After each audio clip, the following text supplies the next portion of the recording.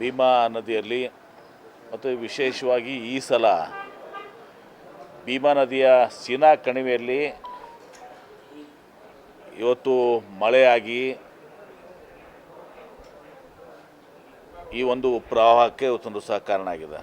ಪ್ರತಿ ಸಲ ನಾವು ಉಜ್ಜಿನಿಯಲ್ಲಿ ನೋಡ್ತಿದ್ವಿ, ಆದರೆ ಉಜ್ಜಿನಿ ಡ್ಯಾಮ್ನಿಂದ ಈ ಬೇಸಿನಲ್ಲಿ ಇವತ್ತೊಂದು ಸಹ ಆಗಿರುವಂಥದ್ದು ಕಡಿಮೆ. ಈ ಸೀನಾ ಬೇಸಿನಿಂದ ಆಗಿದ್ದರಿಂದ, ಯಾಕಂದ್ರೆ ಸೀನಾ ಬೇಸಿನ್ ಕೆಪಾಸಿಟಿನೇ 1 ಲಕ್ಷ ಕ್ಯೂಸೆಕ್ಸ್ ಇದೆ.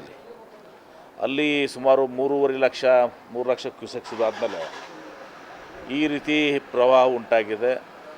ಮತ್ತು ಭಾಳಷ್ಟು ಕಡೆ ನಮ್ಗೆ ಅಲ್ಲಿ ಮಾನಿಟ್ರಿಂಗ್ ಇಲ್ಲ, ಅಂದರೆ ಸಮನ್ವಯ ಮಾಡುವಂಥದ್ದು ಒಂದು ಕಮಿಟಿ ಯಾವ ರೀತಿ ಕೃಷ್ಣದಲ್ಲಿದೆ ಅದು ಭೀಮಾದಲ್ಲಿಲ್ಲ. ಅದು ಉಜ್ಜಿನಿ ಇರ್ಬೋದು ಅಥವಾ ಈಗ ಸೀನಾ ಇರ್ಬೋದು. ಆ ಒಂದು ಕೋಆರ್ಡಿನೇಷನ್ ಇರಲಾರ್ದಕ್ಕೆ ಸಡನ್ವಾಗಿ ಒಂದು ಸಹ ನೀರು ಬಿಡುವಂಥದ್ದು.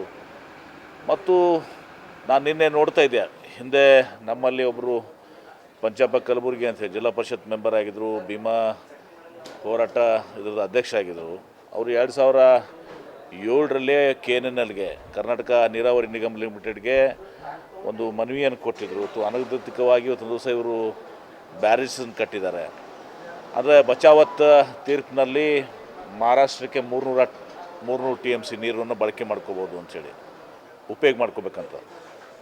ಅದರಲ್ಲಿ ಇವರಿಗೆ ಸುಮಾರು ಯಾರಿಗೆ ನಮ್ಮ ಭೀಮಾ ಬೇಸಿನಲ್ಲಿ ಸುಮಾರು 95 TMC ನೀರು ಆದರೆ ಬಳಕೆ ಮಾಡ್ಕೋಬೇಕನ್ನೋದನ್ನು ಹೇಳಿದ್ದಾರೆ. ಆದರೆ ಬಚಾವತ್ನಲ್ಲಿ ಒಂದು ಲೂಪೋಲ್ ಏನಿದೆ ಅಂದರೆ, ನೀವು ಸ್ಟೋರೇಜಸ್ ಬಗ್ಗೆ ಅದು ಹೇಳಿಲ್ಲ ಅವತ್ತು ಸಹ. ಈಗ ಭೀಮಾ ಸೀನಾ ಒಂದು ಲಿಂಕು 17 TMC, ಒಂದು LIS ಒಂದು ಸುಮಾರು 20 TMCಗಿಂತ ಜಾಸ್ತಿ ಇದೆ. ಹೀಗೆ ಸುಮಾರು ಒಂದು 50 TMC. ಇದು ನಾನು ಹೇಳುವಂಥದ್ದಲ್ಲ, KNLದವರು ಅಲ್ಲಿ ವಿಸಿಟ್ ಮಾಡಿ, ಅದು ಅಸಹಕಾರದ ಮಧ್ಯೆ ಅವತ್ತು ಸಹ ಅಲ್ಲಿ ವಿಸಿಟ್ ಮಾಡಿದ್ದಾರೆ. ಆ ವಿಸಿಟ್ ಮಾಡಿ ಅವತ್ತೊಂದು ದಿವಸ ಅವರು ಒಂದು ರಿಪೋರ್ಟ್ ಕೊಟ್ಟಿದ್ದಾರೆ. ಆ ರಿಪೋರ್ಟನ್ನು ಹೇಳ್ತಾ ಇದ್ದೀನಿ ನನಗೆ, ಯಾಕಂದ್ರೆ ನಾನು ಸುಮ್ಮನೆ ನನ್ನದೇ ಆದಂಥ ವಿಚಾರಗಳನ್ನ ಹೇಳ್ತಾ ಇಲ್ಲ. ಆ ರಿಪೋರ್ಟ್ನಲ್ಲಿ ಹೇಳ್ತದೆ ಅಧಿಕೃತ ಡ್ಯಾಮ್ಸ್ ಏನಿದ್ದಾವೆ ಅನಧಿಕೃತವಾಗಿ ಇವತ್ತೊಂದು ದಿವಸ ಏನು ಮಾಡ್ಕೊಂಡಿದೆ ಅಂಥೇಳಿ. ಅಲ್ಲಿ ಆ ಸ್ಟೋರೇಜ್ ಮಾಡ್ಕೊಂಡು ಇವತ್ತೊಂದು ದಿವಸ ಇವರು ಸಡನ್ನಾಗಿ ಇವತ್ತೊಂದು ದಿವಸ ನೀರು ಬಿಡೋದ್ರಿಂದ ಈ ಫ್ಲಡ್ಸ್ ಕೂಡ ಆಗಲಿಕ್ಕೆ ಕಾರಣ ಆಗ್ತದೆ. ಅದರ ಪ್ರಮುಖವಾಗಿ ಮಳೆ ಆಗಿದೆ. ಸೀನಾ ಬೇಸಿನಲ್ಲಿ ಅಷ್ಟು ಹಿಡಿಯುವಂಥದ್ದು ಪ್ರಕೃತಿ ಮುಂದೆ ನಾವು ಯಾರೂ ದೊಡ್ಡವರಲ್ಲ. ಈ ಎಲ್ಲ ಕಾರಣಗಳಿದ್ದಾವೆ. ಇದರಿಂದ ಬರೋದ್ರಿಂದ ಹಳ್ಳಿಗಳು ಮುಳುಗಡೆ ಆಗಿದ್ದಾವೆ. ಇವತ್ತು ಅಪಾರ ಬೆಳೆಗಳ ನಾಶ ಆಗಿದೆ. ನಮ್ಮ ನಿನ್ನೆ ಬರೀ ಲೈನ್ ಎಸ್ಟಿಮೇಟ್ಸೇ ಬಿಜಾಪುರದಲ್ಲಿ ಸುಮಾರು 1.5 ಲಕ್ಷ ಹೆಕ್ಟೇರ್ಸ್ ಲೈನ್ ಎಸ್ಟಿಮೇಟ್ಸ್. ಅದರಲ್ಲಿ ಮಳೆ ಭೀಮಾ ಫ್ಲಡ್ಸ್ ಬಿಟ್ಟು ಈ ಕಡೆ ಮಳೆನೂ ಕೂಡ ಆಗಿದ್ದಾವೆ. ಭೀಮಾ ನದಿ ಭಾಗನೂ ಕೂಡ ಆಯಿತು. ಉಳಿದು 1.5 ಲಕ್ಷ ಹೆಕ್ಟೇರಷ್ಟು ಇವತ್ತು ಸಹ ಅಲ್ಲಿ ತೊಗರಿ, ಆಮೇಲೆ ನಮ್ಮ ವಿಶೇಷವಾಗಿ ಸಲ ಹತ್ತಿ ಬೆಳೆದಿದ್ರು. ಆ ಸಲ ಹತ್ತಿಗೆ ಸ್ವಲ್ಪ ಒಳ್ಳೆ ಬೆಲೆ ಬಂದಿತ್ತು, ತೊಗರಿಗೆ ಇದು ಆಗಿತ್ತು ಅಂತೇಳಿ ಸಲ ಹತ್ತಿ ಬೆಳೆದಿದ್ರು. ಹತ್ತಿ ಇವತ್ತು ಸಂಪೂರ್ಣವಾಗಿ ಕರಗಾಗಿ ಹೋಗಿದೆ, 100% ಲಾಸ್ ಆಗಿದೆ. ಹತ್ತಿ, ತೊಗರಿ, ಆಮೇಲೆ ಊದು, ಆಮೇಲೆ ಕಬ್ಬು ಭಾಗಶಃ ಲುಕ್ಸಾನ್ ಆಗಿದೆ. ಯಾಕಂದರೆ ಈ ಸಿಂದಗಿ ತಾಲೂಕಿನಲ್ಲಿ ವಿಶೇಷವಾಗಿ ಗಾಳಿ ಬಿಟ್ಟರಿಂದ ಆ ಕಬ್ಬೆಲ್ಲ ಇದಾಗಿದೆ.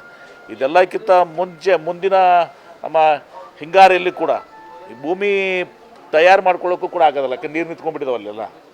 ಸೊ ಆ ಬೆಳೆನೂ ಕೂಡ ಇವತ್ತು ಸಹ ರೈತರಿಗೆ ಭಾಳ ಕಷ್ಟ ಸಾಧ್ಯ ಅದ. ಇದೆಲ್ಲವನ್ನು ಮತ್ತು ರಸ್ತೆಗಳು ಹಾಳಾಗಿದ್ದಾವೆ ಮತ್ತು ಮನೆಗಳು ಈ ಎಲ್ಲನೂ ಕೂಡ ಅದಾವೆ. ಕೆಲವೊಂದು ಕಡೆ ವಿಲೇಜಸ್ ಶಿಫ್ಟಿಂಗು ಕೂಡ ಕೇಳ್ತಾ ಇದ್ದಾರೆ. ನಾನು ಡಿಟೇಲ್ ಆಗಿ ಎಲ್ಲನೂ ಕೂಡ ಅದನ್ನು ಇದು ಮಾಡಿ ನಿನ್ನೆ ವಿಜಯಪುರದಲ್ಲಿ ಕೂಡ ಒಂದು ಪ್ರೆಸ್ ಕಾನ್ಫರೆನ್ಸನ್ನು ಮಾಡಿ ಮತ್ತು ಸಮೀಕ್ಷೆಯನ್ನು ಮಾಡಿ, ನಾನು ಜಿಲ್ಲಾಧಿಕಾರಿಗಳು, ಸಿಂದಗಿ ಶಾಸಕರು, ನಿಮ್ಮ ಅಶೋಕ್ ಮನಗುಳಿ ಅವರು, ಇಂಡಿ ಶಾಸಕರಾದಂಥ ನಮ್ಮ ಯಶವಂತರಾವ್ ಪಾಟೀಲರು ಎಲ್ಲರೂ ಕೂಡ ಮಾಡಿದ್ವಿ. ಮತ್ತು ಈ ಸಲ ವಿಜಯಪುರ ನಮ್ಮ ಜಿಲ್ಲೆ ಹೇಳಬೇಕಂದ್ರೆ ಇಡೀ ರಾಜ್ಯದಲ್ಲಿ ಹೈಯೆಸ್ಟ್ ಮಳೆ ಆಗಿದ್ದು ನಮ್ಮ ವಿಜಯಪುರ ಜಿಲ್ಲೆಯಲ್ಲಿ. ಇಡೀ ರಾಜ್ಯದಲ್ಲಿ ಫಸ್ಟು 60% ಜಾಸ್ತಿ ಮಳೆ ಆಗಿದೆ, 60%. Second highest Bagalkote 28%. ಈಗ ಅದನ್ನು ಕೂಡ ಜಾಸ್ತಿ ಆಗಿದೆ, ಮತ್ತು ನಮ್ಮದೂ ಕೂಡ ಜಾಸ್ತಿ ಆಗಿದೆ ಈಗ. ಇಲ್ಲಿ ಅಲ್ಲ ರೀ, ಹೈಯೆಸ್ಟು ಇಡೀ ರಾಜ್ಯದಲ್ಲಿ. ನಾನು ಸ್ಟ್ಯಾಟಿಸ್ಟಿಕ್ಸ್ ನಿಮ್ಮ ಇದು KSMDC ಸ್ಟ್ಯಾಟಿಸ್ಟಿಕ್ಸ್ ಇರ್ತದಲ್ಲ, ಹೈಯೆಸ್ಟ್ ಇರೋದು ಅಂದರೆ ಕಮ್ಯುಲೇಟಿವ್. ಒಂದು ದಿವಸಿಗೆ ನಮಸ್ಕಾರ ಆಗ್ತದೆ ಹಂಗಲ್ಲ, ಟೋಟಲ್ ಈ ಫುಲ್ ಸೀಸನ್ನಲ್ಲಿ ಆಗಿರುವಂಥದ್ದು.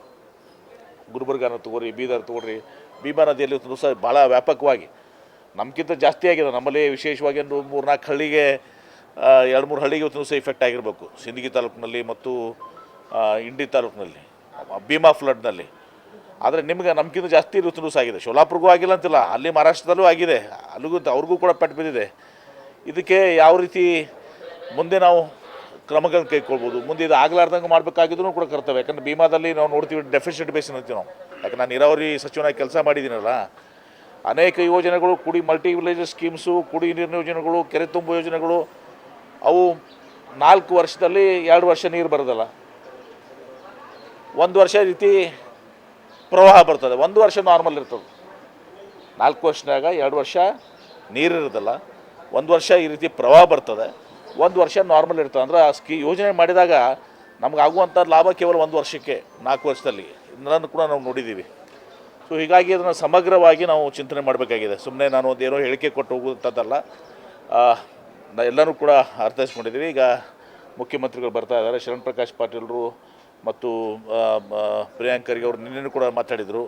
ನಾವೆಲ್ಲರೂ ಕೂಡ ಚರ್ಚೆ ಮಾಡಿ ಏನೇನು ನಮ್ಮ ಸಮಸ್ಯೆಗಳು ನನಗೆ ಗೊತ್ತಿದೆ, ಅವರ ಇಲ್ಲಿಯ ಸಮಸ್ಯೆಗಳನ್ನ ಪ್ರಿಯಾಂಕ್ ಖರ್ಗೆ ಅವರು ಮತ್ತು ನಮ್ಮ ಶರಣ್ ಪ್ರಕಾಶ್ ಪಾಟೀಲ್ರು ಗೊತ್ತಿದೆ. ನಾವೆಲ್ಲ ಕಲೆಕ್ಟಿವ್ ಆಗಿ ಮುಖ್ಯಮಂತ್ರಿಗಳಿಗೆ ಅದನ್ನು ವಿವರಣೆಯನ್ನು ಕೊಟ್ಟು ಮುಖ್ಯಮಂತ್ರಿಗಳಿಂದ ಏನು ಸಾಧ್ಯ ಆಗ್ತದೆ ಎಲ್ಲ ರೀತಿಯ ಸಹಕಾರವನ್ನು ಕೇಳಬೇಕು. ಮತ್ತು ಇನ್ನೊಂದು ಪ್ರಮುಖವಾಗಿ ರಾಜ್ಯ ಸರ್ಕಾರಕ್ಕಿಂತ ಕೇಂದ್ರ ಸರ್ಕಾರದ ಜವಾಬ್ದಾರಿ ಭಾಳಷ್ಟಿದೆ.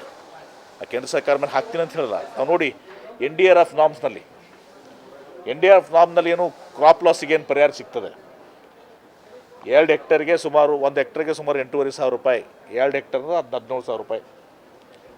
17,000 ರೂಪಾಯಿ ಇವತ್ತಿನ ದಿವಸ ನೀವು ಹತ್ತಿ ತಗೊಳ್ರಿ, ಅವ್ರ ಖರ್ಚಾಗಿದೆ 30-35 ಸಾವಿರ ಆಗಿರ್ತದೆ. ಅವ್ರ ಬೀಜ, ಗೊಬ್ಬರ, ನಾಟಿ ಮಾಡೋದೆಲ್ಲ ಅದಕ್ಕೂ ಕೂಡ ಅದನ್ನು ಸಹ ಕೂಲಿ ಎಲ್ಲ ಕುಡ್ಕೊಂಡು ಅದನ್ನು ಸಹ ಎದಕ್ಕೂ ಅದು ಸಾಲೋದಿಲ್ಲ. ಮತ್ತು 2 ಹೆಕ್ಟರ್ಗೆ ಲಿಮಿಟೆಡ್ ಇದೆ ಅದು, 2 ಹೆಕ್ಟರ್ನ 5 ಎಕರೆ ಅಷ್ಟಕ್ಕೆ ನಿಂತುಬಿಡ್ತದೆ. ಇದೆಲ್ಲ ಸಮಸ್ಯೆಗಳು ನಮ್ಮದಿದ್ದಾವೆ. ನಾವು ಮುಖ್ಯಮಂತ್ರಿಗಳಿಗೆ 3 ಮಂದಿ ಜನ ಚರ್ಚೆ ಮಾಡ್ತೀವಿ. ಅದಕ್ಕೆ ನಾನು ಬೇಗ ಬಂದಿದ್ದೀನಿ, 1 ಗಂಟೆ. 3 ಮಂದಿ ಚರ್ಚೆ ಮಾಡಿ ಸಾಮೂಹಿಕವಾಗಿ ಇವತ್ತೊಂದು ದಿವಸ ಆ ಮುಖ್ಯಮಂತ್ರಿಗಳಿಗೆ ಮನವೊಲಿಸಿ ಮತ್ತು ಕೇಂದ್ರ ಸರ್ಕಾರಕ್ಕೂ ಕೂಡ ಮನವಿಯನ್ನು ಸಲ್ಲಿಸಿ ಕೇಂದ್ರ ಸರ್ಕಾರದ ಸಹಾಯವನ್ನು ಕೂಡ ಪಡ್ಕೊಳ್ಳುವಂಥ ಪ್ರಯತ್ನ ಮಾಡ್ತೀವಿ.